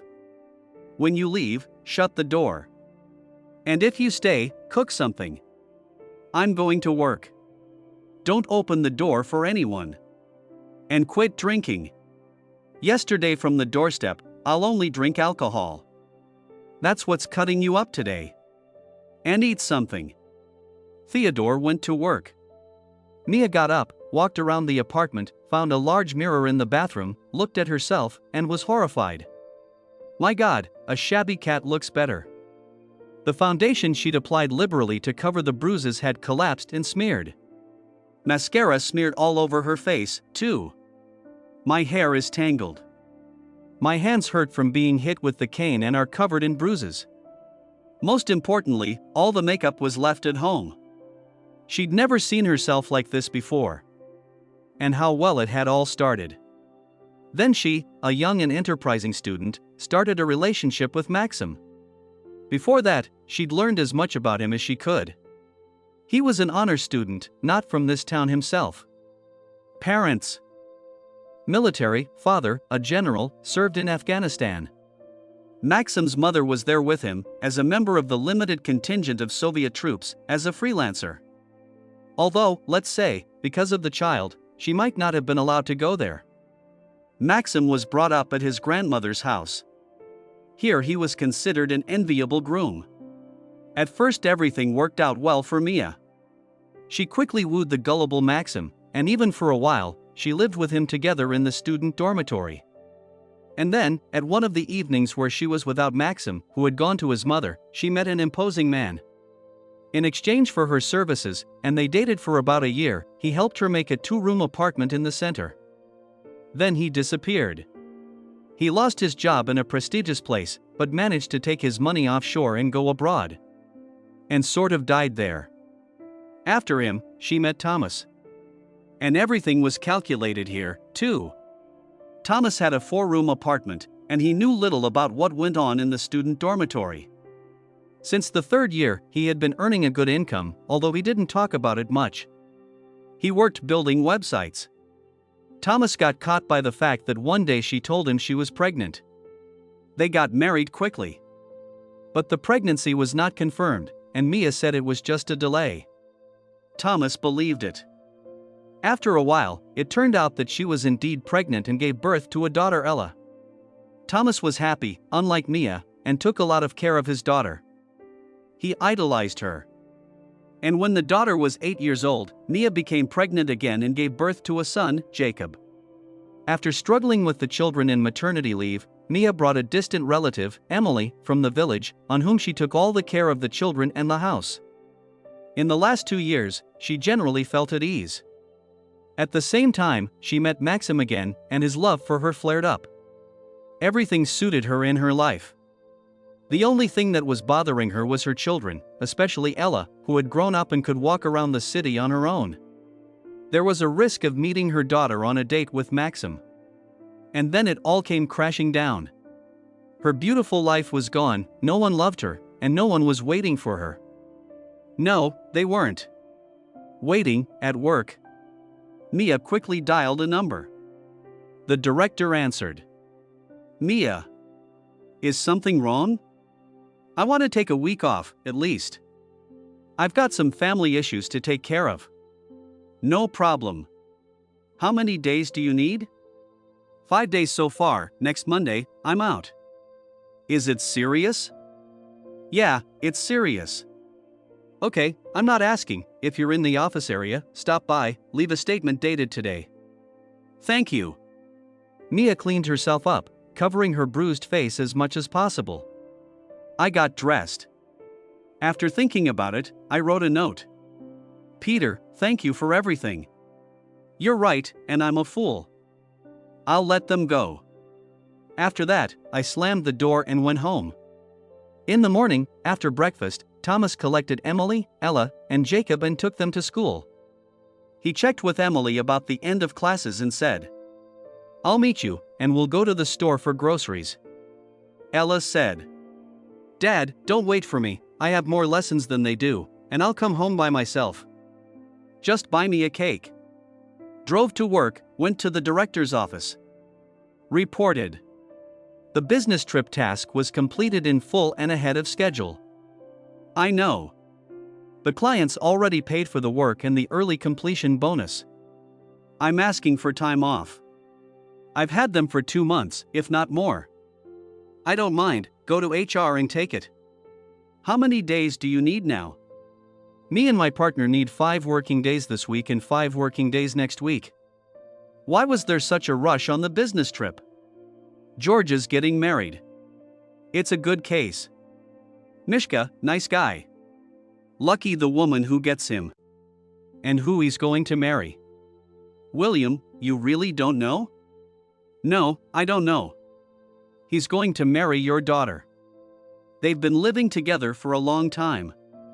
They're afraid to tell you. I see. I wondered who she rented her place from so we wouldn't interfere with her studies. And the address looked familiar. Does my wife know? She doesn't either. And when were they going to notify us? So I did, at the groom's request. What do you want me to tell them? I don't know. Do you think we should scare them? You think that'll make my daughter's pregnancy go away? She's still pregnant? Something like that. You can't see the tummy yet. That's why I'm in a hurry. And do what? Prepare gifts, notify the family, get ready for the wedding. You said 5 minutes ago that the lucky woman who gets it is the one who gets it. I didn't know he was making my daughter happy. What are you doing, organizing a wedding, taking so much time off? Not really. I'm in the process of arranging a divorce. Oh, boy. Yeah, some people get weddings, some people get divorces. I don't even want to ask what happened. You take as many days as you need. What happened? William, you said you wouldn't even ask. All right. Go to camera. What do you tell your partner about the wedding? What should I tell him? I give you time off. And in the evening I'm waiting for them to visit, we'll decide how to organize everything. George has already made up his mind. He rented a private holiday home, 10 kilometers from the city. It's all paid for. There's a 200-seat restaurant. The guests who are drunk will be assigned to rooms. And they'll have a honeymoon suite.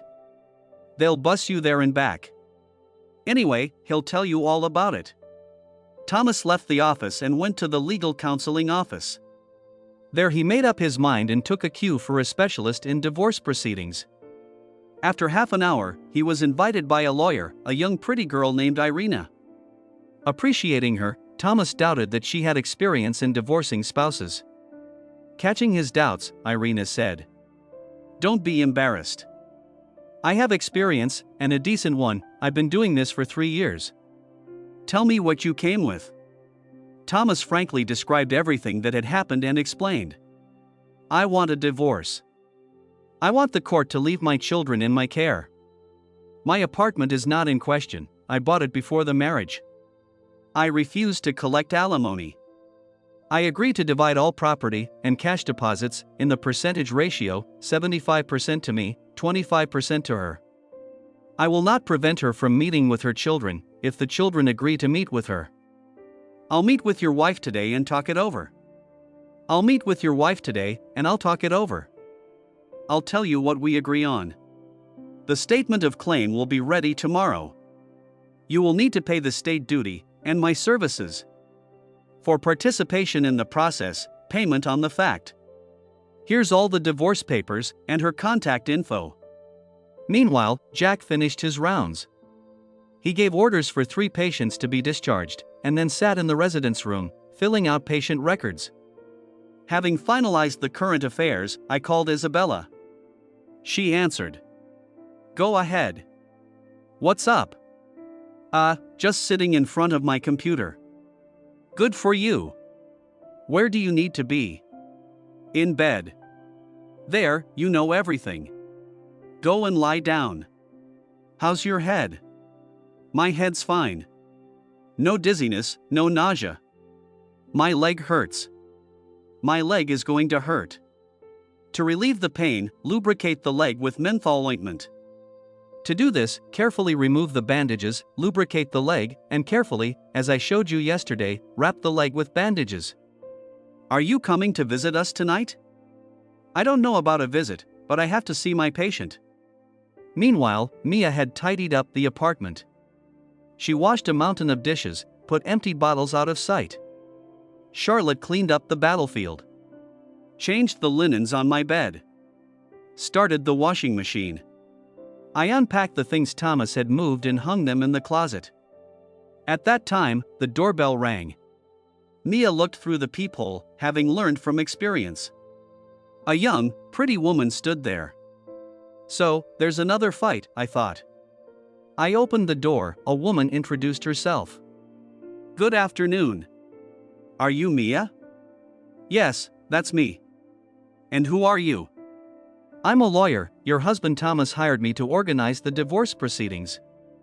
Before going to court, I'd like to clarify your position on this matter. May I come in? Please, come into the kitchen. They went into the kitchen. Mia turned on the kettle and asked. Tell me, is there any chance of saving our marriage? I think not. Thomas doesn't have an aggressive attitude. He's taking a businesslike approach. And that's a clear sign that the marriage can't be saved. And he's not even considering it. Can I ask you something indiscreet? I'm listening. The bruises, did your husband beat you up? No, they're the result of a visit from the lover's mom. You gonna file a complaint? I want her to drive me into the ground. What do you put on your bruises? Nothing. I don't have any at home, and I don't want to go to the drugstore looking like this. When I'm done, I can go to the drugstore and get you some mud. What's that? It's dried colonies of gut-banded animals, freshwater sponges. It relieves swelling, removes lividity. If you could buy me some bread, I'd appreciate it. It's a deal. Now, on the subject of divorce. Mia and Irina discussed all the issues. When Mia agreed to satisfy all of Thomas' demands, she proceeded from expediency and reality. She realized that Ella would not accept her, and her son would take the same position, looking at his older sister. Thomas won't get involved. Emily, out of nobility, won't interfere either. She will have problems with her children. And Thomas won't give them away. So she's a free bird. And most importantly, he doesn't want to collect alimony, and he's willing to give her 25%. Mia signed all the papers Irina had given her and asked. But Thomas loved me so tenderly. Why did he give me up so easily? You see, Mia, from low VE to hate is one step.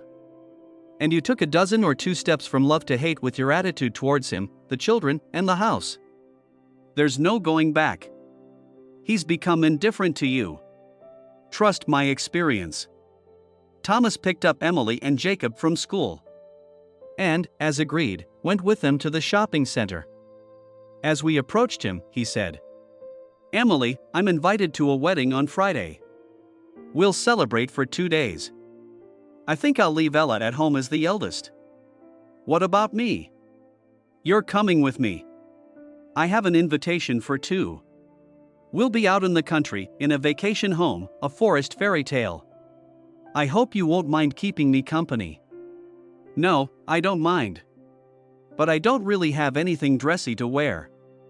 Good for you, that's right. You should get dressed. That's what we came here for. No objections. Since we'll be out for 2 days, take 2 outfits. Which one should I choose? Fashionable. Don't forget the shoes and accessories. We went into the store, called a girl consultant. We bought 2 beautiful fashionable dresses, 1 pantsuit, with 3 blouses underneath. We picked out shoes and accessories. Then we did the grocery shopping. We bought a cake for Ella and Jacob. In the evening, Irina called and told me about her meeting with Mia. She told me that Maxim's mother was seriously involved with Mia. She never leaves the house. And Irina even had to go to the pharmacy for medicine and to the store for groceries. At the end of the working day, Jack went to the pharmacy at the hospital and bought menthol ointment, pills used for concussion. I rented some crutches. I walked to the parking lot, started the car and drove to Kate's house. As I approached, I called Kate and told her that I would be there soon. She opened the gate and he put the car in the yard. He came in, said hello, washed his hands and went to Isabella's room with Kate. Isabella was awake, lying in bed, where she was sitting comfortably with her tablet, racing tanks. Kate noticed. Is that normal for a girl? Ma, you don't understand, I've come so far here. Isabella, you'd better read your lessons. I did. The girls called, I wrote everything down, and even did my homework at the table Uncle Lucas told me to. Jack, who had been silent until now, confirmed this and inquired. How's the leg? When I put some ointment on it, it felt better. But I can't stand on it yet. It hurts, and it's swollen. The swelling will go down eventually, but not right away. In the meantime, here are some leg supports for you. After the examination and bandaging, Kate invited Jack to dinner, and he agreed, only he said, I have to get home tonight. Laundry, tidying up, I'm like a hobo. And I'm not comfortable embarrassing you. Lucas, everything is comfortable. And you're not embarrassing us. If you want, I'll give you a guest room on the first floor. I don't know, it's kind of sudden. You know, it's sudden for me, too. Jack thought and said, what if I said, Kate, marry me? That would be really sudden. I haven't divorced my husband yet. And I don't know you. Does it matter? A stamp and a passport doesn't really matter. We'll fix that, too, in time. I'm not going to adopt Isabella, it's too late. She's an adult. But she'll be a daughter to me. There was a noise, that Isabella was mastering the crutches and soon appeared in the kitchen. Kate looked at her and said, Daughter, sit at the table.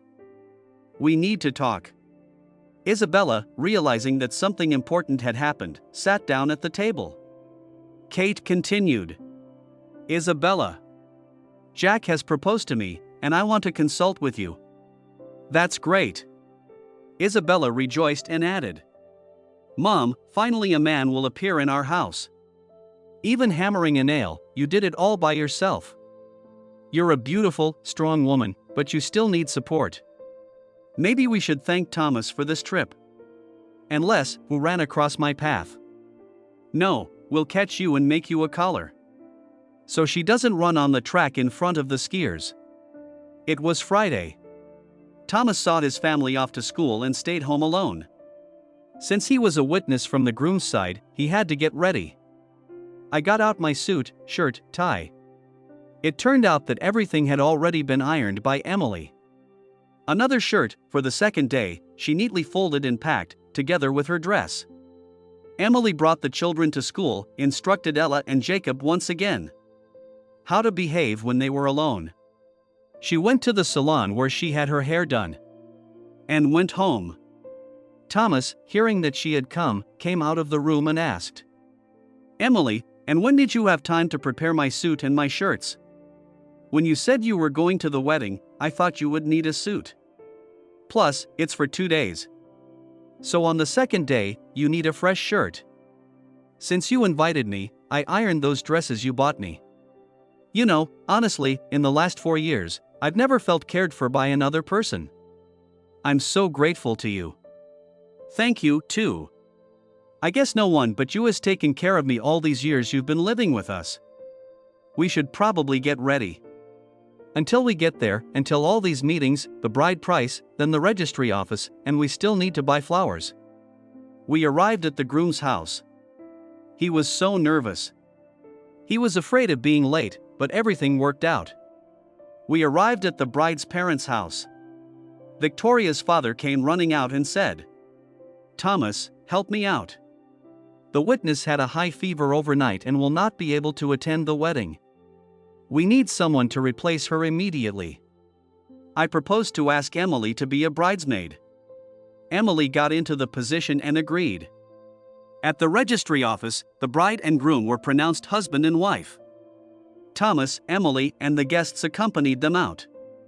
Everyone got into their cars and drove to the rented vacation home.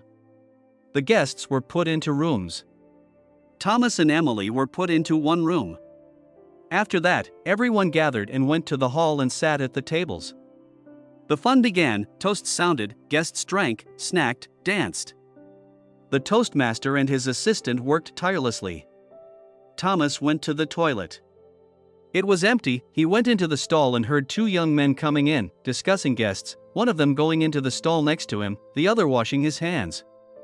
And the one in the stall asked his friend, "So how did you like the witness?" "Which one?" "The one at the registry office? She's cute, all dressed up. I think I'll talk her into a little get-together." "What about the witness?" "He looks just like her. Besides, how are you gonna get her to do it?" "Trust me, a pill of ecstasy in her champagne and a sleeping pill in his glass will do wonders. If you want, I'll let you use her, too." "We'll see." I went. One of the young men who had been talking went out. Thomas quietly left the stall and stood opposite the door of the stall where the other one was. Finally, there was a commotion, the door opened, and without looking, Thomas threw a fist punch to the face. He always scolded himself for this blow, because even in sparring, when he was boxing, this blow sent his sparring partner into a knockout. The guy who didn't expect this, before he realized anything, was sent into a deep knockout. Thomas checked his pockets, took out 2 packs of different pills. He turned the poor man around in the stall and with the words, "You have to flush after yourself." He dunked him in the toilet, threw the pills in there and flushed the water. He made sure he didn't choke, washed his hands and left the bathroom. When he returned to the hall, he sat down at the table. The groom, who was sitting next to him, asked, "Did something happen?" Thomas briefly told him about the incident in the restroom. The groom said, "That's right." Then he invited the bride to a wedding dance. Thomas did not hide the fact that, passing by his friend, a sturdy guy, George said something to him and went on. The guy got up and went to the exit. On the way he called one of the active dancers and said something to him. And they left the hall.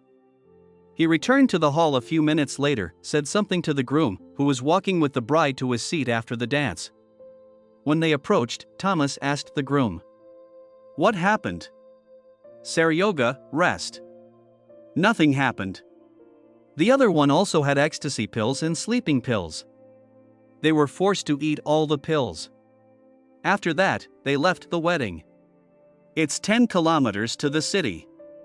A buddy of theirs is supposed to pick them up. He got a call. Honestly, I knew those two were unreliable. Now here's the perfect excuse to blow them off for good. Who's the guy who was talking to them? He's a regional karate champion. He doesn't drink at all. And he hates drugs. Music started playing. The bride and groom went dancing. Thomas invited Emily and they joined the dancing couples. Emily reported, "I called the children, they were fine. They had dinner, Ella did the dishes and put Jacob to bed. She's tucking herself in now. Thank you, I've been so busy." The wedding went on. Gradually the hall began to empty. At the beginning of the first hour of the night, the bride and groom went to rest. Thomas and Emily also went to rest. They returned to the room, and only then did they notice that they had a large double bed in their room. It had been calculated that a husband and wife would be vacationing here. Emily thought about it and said, "Thomas, after all, we're not children. I'm going to take a shower." "Then you go." She took the light robe she had brought with her and went out. Thomas watched television. Emily came out of the shower. Went to freshen up, and he did. When he came out of the shower, the lights were out. He lay down on his side and fell asleep. In the morning they woke up in each other's arms. Emily's head was resting on his shoulder. Her luxurious hair spread across his chest. Emily asked, "Thomas, turn away, please, I'll take a show."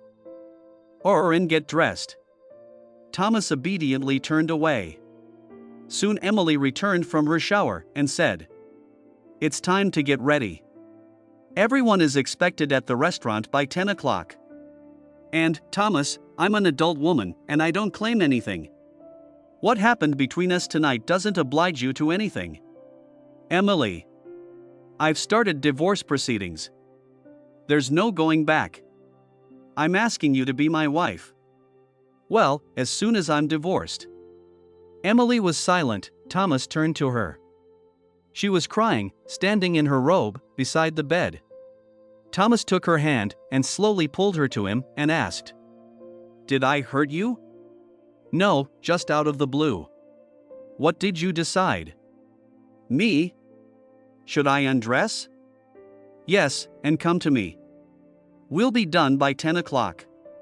The wedding ended around 6 in the evening. Emily called the children twice during that time. Ella was doing an excellent job as the apartment's superintendent. They got a ride home. As they walked to the door, Emily asked, "Thomas, is it true that you fought yesterday because of me?" "Fought? No, Emily, it doesn't sound like that. But I did spoil someone's picture a bit." "What happened?" Thomas told me what happened in the bathroom. Emily's only response was, "Bastards. Tell me, how will we behave at home?" "The same as we were, only we'll sleep in the same bed." "What will the kids say?" "I think Ella will explain everything today, and Jacob won't pay much attention to it, but we'll inform him too. And let's move him to my room. It's bigger and farther away from the bedroom. We're having a very rough night's sleep." "I agree." Time flew by. Thomas' life at home had settled down. He had stopped traveling for the time being. Finally, Irina called to inform him that a divorce hearing had been scheduled. She asked him if he would be present or if he would leave everything to her. Thomas said he would be in court too. He came to the court, 15 minutes before the appointed time. Mia was already there. She saw him, came over, gave him a hopeful look, and said, "Hey, how are you doing?" "How are you?" "I'm fine. It's going on as usual." "How's Emily, better than me?" "I actually thought you were gonna ask about the kids." "I'll ask about them, too. Just tell me, when you lost me, was it hard for you?" "At first, yeah. Then I realized I had everything without you. Kids, a woman I love, a decent job. But you chose to be with another man. By doing so, you and your lover risked everything, your marriage, your families, your love and respect for you, your children's happiness. You risked everything, and what did you get? Tell me, what do you have now?" "That's right, neither you nor he has anything. Everything we've built over the years, you've lost forever. And there's no going back." "There's been no going back since the moment I found out you cheated on me." "Yeah, it was bad, it was hard. But I managed to pull myself together. And then I realized the main thing, you never loved me. You never loved our children. And that's why you care more about who's better today, you or Emily." "I'm sorry, I didn't come here to argue and get into a fight. I hurt you. I realize that. It's just that one day, after a good drink in someone else's apartment, I realized what a jerk I am. And that's when I made the decision to accept it. I can't get you and the kids back. You did the honorable thing in divorcing me. Didn't try to squeeze anything out. I just left without a row or a fight. As for my lover, I don't know where he is or what's wrong with him. I broke up with that rag. Maybe he's already living with his wife." "No, he's not living with his wife. She got a divorce, collected child support from him, and is getting married. To who? A real man. Not you? No, I haven't gotten a divorce yet. And I'm sorry I'm jealous when I call you a Emily. I know very well what I've lost and what she's gained. The hearing was over quickly. There was no argument. Mia, surprisingly, honestly admitted that she was guilty of everything herself. She did not object to the plaintiff's proposal to divide the property. She also agreed to the dissolution of the marriage and to leave the children with their father. Thomas' defense in court additionally presented materials showing that the father is best able to ensure the interests of the children. A certificate from work that Thomas will not be sent on long business trips. A document was also provided, the conclusion of a specialist psychologist, which revealed a clearly expressed attachment of the children to their father. And since there was no dispute between Mia and Thomas about where the children would live, the court ruled in favor of the plaintiff. After the announcement of the court decision, they went outside, and then Thomas saw tears in Mia's eyes. Crying, she said, "Forgive me, if you can. I am unworthy of you, and of your love. And the kids I see every day. I get up early and go to school. I see you bringing Ella, Jacob, and Emily there. And I know that with you and Emily, the kids will be fine. Mia, you're the one who destroyed our family. And like I said, there's no going back. Well, if you want to hang out with the kids, I'm fine. Just call ahead, because we always have plans on the weekends.